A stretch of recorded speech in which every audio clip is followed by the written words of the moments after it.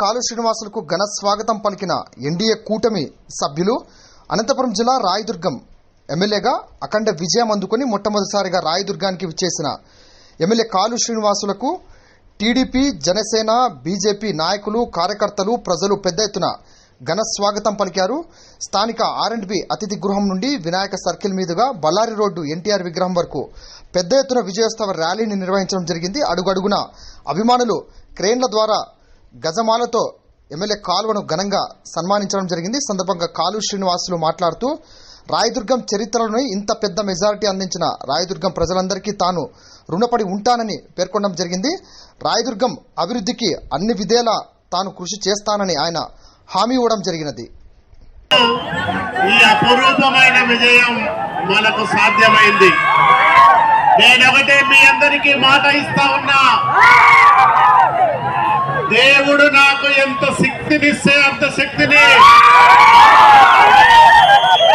రాయదుర్గం అభివృద్ధి కోసం, రాయదుర్గం ప్రజల బాగు కోసం కృషి చేస్తానని, ఈ రాయదుర్గం నుంచి పేదరికాన్ని తరిమి కొట్టేదాకా విశ్రమించకుండా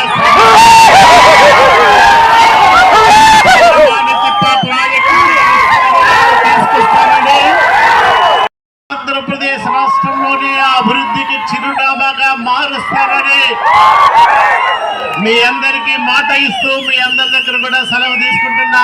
జై తెలుగుదేశం, జై జనసేన, జై బీజేపీ, ఎన్డీఏ కూటమి ఐక్యత. అందరికీ నమస్కారం. గుంతకల్లు బ్యాలెన్సింగ్ రిజర్వాయర్ పనులు ప్రారంభం చేయిస్తానని, హెచ్ఎల్సీ ఆధునీకరణ పనులను మళ్ళా చేపడతామని, రాయదుర్గం నియోజకవర్గంలో 1,00,000 ఎకరాలకు నీళ్ళిచ్చే ఒక గొప్ప కార్యక్రమానికి మళ్ళా మనం శ్రీకారం చుడతామని మీ అందరికీ మనవి చేసుకుంటూ, మన మెజారిటీ 41,600. ఇది చేకూర్చిన ఓటర్లకు, ప్రజలకు, నాయకులకు, కార్యకర్తలకు, జనసేన, భారతీయ జనతా పార్టీ నాయకులందరూ కూడా శిరస్సు వంచి నమస్కరిస్తా ఉన్నారు.